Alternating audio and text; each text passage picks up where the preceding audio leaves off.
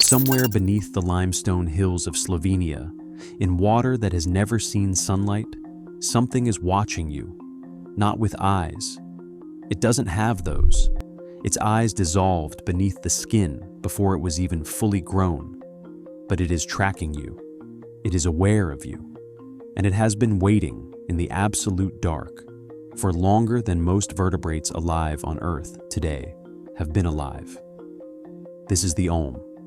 And the question of how it sees without eyes is not a metaphor, and it is not a trick of language.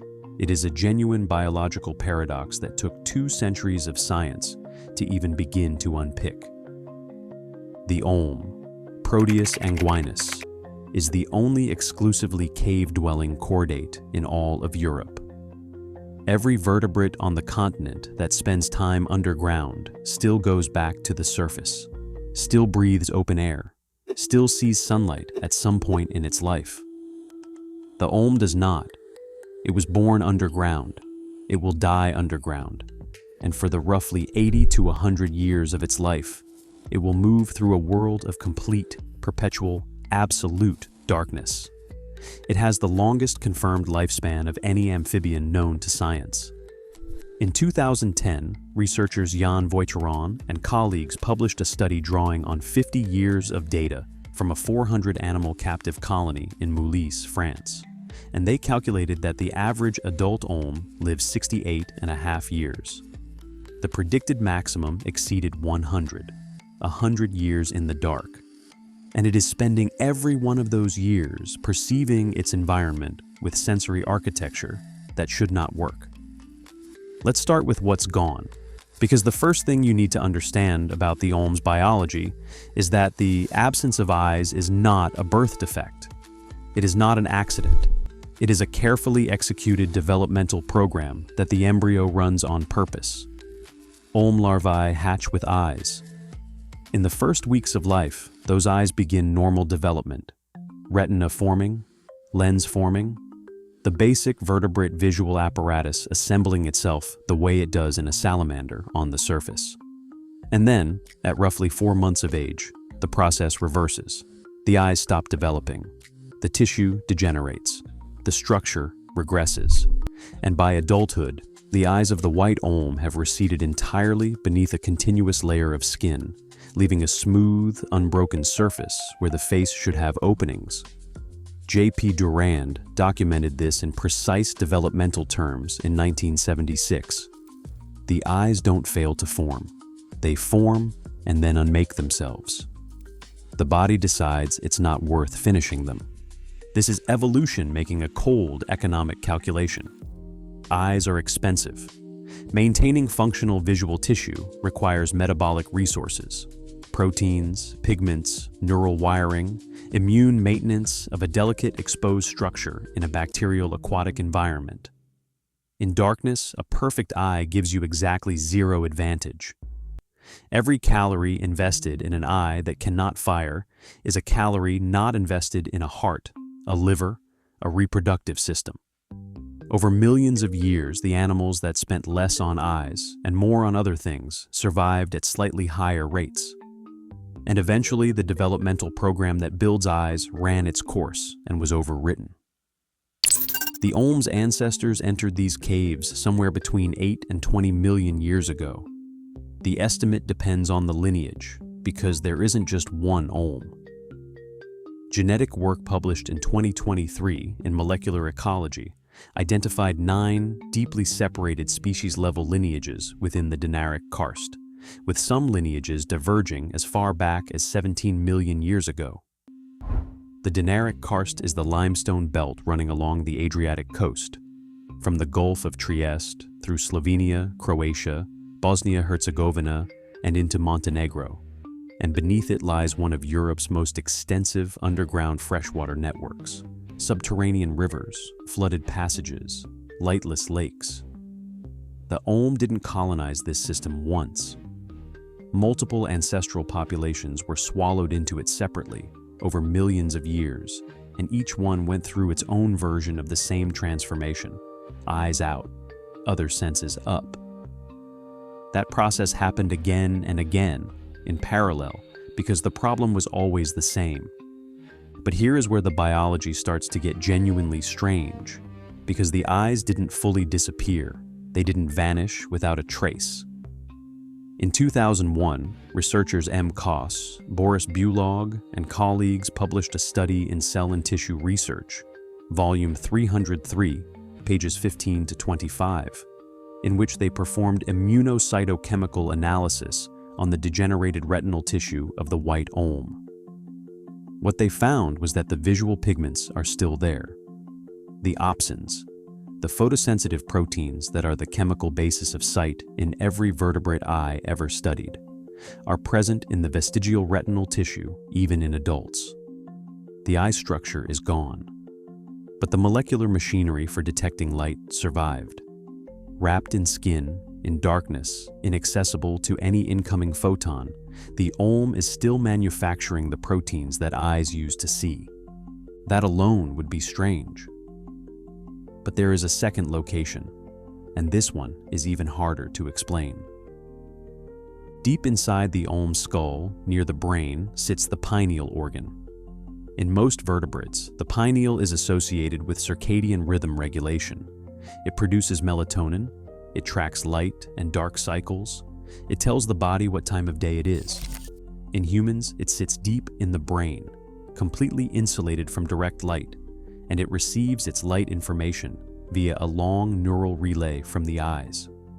In the olm, the same 2001 study confirmed that the pineal organ contains its own photoreceptor cells, degenerated, reduced, but immunochemically confirmed as genuine, functional, light-sensitive cells bearing visual pigments. Not a relay system, not borrowed input from eyes that don't exist. The olm's pineal organ is directly photosensitive in its own right. And then there is the skin. The entire skin of the white olm contains melanopsin-bearing melanophores, pigment cells that are themselves light-sensitive across the full body surface. The olm is not watching the world through two openings in its face. The olm's skin is a distributed light detection system. Every centimeter of its body is, in principle, capable of registering the presence or absence of light. It detects light the way you might feel a vibration through a floor, not as an image, not as a directed sense, but as an ambient condition the entire body registers simultaneously. This is the answer to the title's question, and it is weirder than the question implied. It doesn't see without eyes the way a blind person navigates by memory and touch. It sees without eyes because the definition of what eyes are for, detecting photons and converting them to neural signals, has been redistributed across its entire body and embedded in the roof of its skull. The olm didn't lose vision. It rebuilt it into something unrecognizable. Now you might reasonably ask, what is the point of any of this light sensitivity in an animal that lives its entire life in caves where there is no light?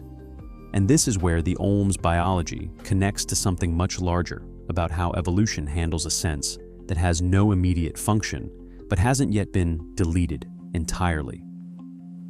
The prevailing hypothesis is that the olm's light sensitivity serves circadian and behavioral regulation, that even in a lightless cave, trace amounts of light, such as the faint glow that might penetrate through thin fissures in limestone during the day, or the light from a researcher's headlamp, can be registered and acted upon. Olms actively avoid light when exposed to it. The skin, the pineal, even the ghost of the retina, all of it says, light is bad, move away. In a cave animal, avoiding light means avoiding the surface, avoiding exposure, avoiding the conditions where predation and desiccation become possible. The light sense isn't for seeing, it's a boundary alarm. Stay in the dark, stay alive. But if the olm is relying on its skin and its skull to handle the light problem, what is it using to actually navigate? Because navigation is a different challenge entirely. A 100-year-old animal in a labyrinthine underground river system needs to know where it is, where food is, where competitors are, and where the boundaries of its own territory lie. It does all of this without eyes. and the sensory toolkit it uses to accomplish it is extraordinary. The first line of detection is chemoreception. The olm has an acute chemical sense. It detects molecules dissolved in the water, identifying prey species, tracking the chemical signatures of conspecifics, reading its environment the way a dog reads a trail. The underwater cave is dark and silent, but it is chemically rich. Organic molecules settle from upstream. Microorganisms coat the rock surfaces. Other animals move through the water and shed biochemical traces behind them. The olm reads all of it. The second line is the lateral line system, a sensory organ that most fish and aquatic amphibians possess, which detects pressure waves and water displacement. It is, essentially, hearing extended across the entire body surface. When something moves in the water, a prey animal, a rival, a current deflecting off a rock wall, the lateral line detects the pressure change. The olm's lateral line is unusually developed, compensating for the loss of visual information by making the animal exquisitely sensitive to movement in the water column. It does not need to see a small crustacean dart across the cave floor. It feels the displacement the movement creates from several body lengths away. The third system is the one most people find hardest to believe. The olm has electroreception. Scattered across the skin of its head are ampullary organs, clusters of cells capable of detecting weak electrical fields in the surrounding water.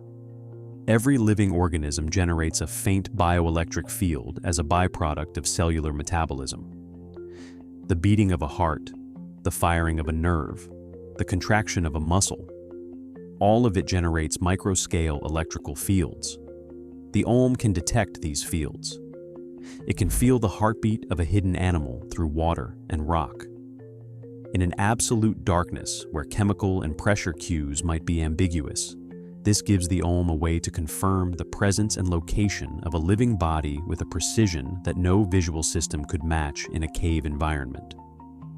And then there is geomagnetic orientation.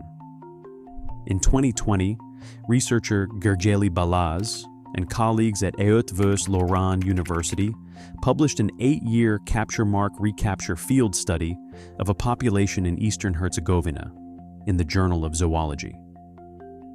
What they found was extreme site fidelity. Individual olms returned to the exact same locations within a cave system across years of study. The same stretch of submerged passage, the same crevice, the same small section of underground stream, navigating through total darkness to find a specific point in three-dimensional space with a precision that implies something more than memory of water currents. The working hypothesis is geomagnetic orientation, that the olm detects Earth's magnetic field and uses it as a compass reference, the same mechanism seen in migrating birds and sea turtles, now deployed in a blind creature navigating the pitch-black interior of a karst mountain. Sit with that for a moment. The same navigational system that allows an Arctic tern to cross an entire ocean and return to the exact beach where it was born is also, potentially, what allows a pale fingerling of an animal to find its crevice in a flooded limestone cave in Bosnia. The mechanism doesn't care what kind of animal it's running in. It only cares whether the problem it solves is real. The olm was first described to the outside world in 1689, when a Carniolan polymath named Janez Vajkard Valvasor, the first Slovenian ever inducted into the Royal Society of London, published a work called The Glory of the Duchy of Carniola, in which he recorded local accounts of a strange pale creature emerging from underground springs after heavy rain, and described it as a baby dragon. That document is recognized as the first published description of any cave animal in the world. For the people living above the karst, the olm emerging from the earth after storms made complete mythological sense. Something from the underground world, surfacing briefly, pale and serpentine and eyeless. It didn't need a scientific explanation. It needed a legend. It got a scientific name in 1768, when Austrian naturalist Josephus Nicolaus Laurenti formally described the species and named it Proteus anguinus. Proteus for the shape-shifting sea god of Greek mythology, who changed form to avoid answering questions, and anguinus meaning serpentine. The name Proteus turned out to be more accurate than Laurenti could have known. The olm does not give easy answers. Every time scientists have thought they understood one of its systems, the biology has revealed another layer. There is a subspecies worth knowing. In 1986, biologists discovered a second form of olm in a small spring system near Chernomelj in southeastern Slovenia. This creature, formally described as Proteus anguinus parkelj in 1994, is pigmented. It is dark brown, almost black, and it has functional eyes. The black olm occurs in an area of less than 100 square kilometers, isolated from the white olm populations, and it appears to represent something close to the ancestral condition.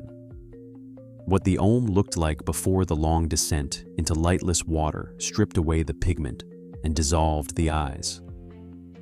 The two subspecies exist today on the same karst system, one with eyes, one without, standing next to each other as a before and after of what millions of years of darkness does to a vertebrate face. The olm also holds a genomic record that has not yet been fully reckoned with.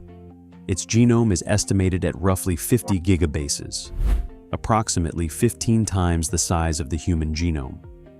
As of 2022, the International Proteus Genome Research Consortium has still not fully sequenced it because the genome is so large and so repetitive that current sequencing technology cannot cleanly assemble it. The animal that has spent millions of years in the simplest possible environment, dark, cold, still water with low metabolic demand, is carrying more genetic material than almost any other animal yet measured. What is in that genome is largely unknown. The instructions for building a 100-year-old blind creature that feels electrical fields and navigates by Earth's magnetic field and detects light with its skin are all in there, written in a language we can't yet read. The olm doesn't need our technology to function. It is already running a system that predates eyes, predates the vertebrate visual cortex, predates everything we associate with complex sensory awareness. The pineal organ it uses for light detection is phylogenetically ancient, the so-called third eye of vertebrates, the structure that in lizards and lampreys still sits close to the skull surface, still light-sensitive in adults. The olm didn't innovate that structure, it just stopped dismantling it when the eyes went away. It kept the old photoreceptors. It redistributed the function. It built something that works in conditions where eyes never could. There is a broader principle here that the olm makes unavoidable. We tend to treat our own sensory architecture as the template. Two eyes forward-facing, ears on the sides of the head, a nose, a tongue, nerve endings in the skin, as though this is what it means to be a sensing animal. The olm is evidence that this arrangement is not the answer to what senses are. It is one answer to one version of the problem, solved under one set of conditions.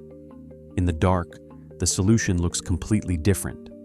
Light detection distributed across the skin, electrical field reception at the face, magnetic field orientation in the deep tissues, pressure sensitivity across the entire body surface, and something that used to be eyes, still manufacturing visual pigments in the dark, still running the chemistry of vision inside a face that is already sealed shut.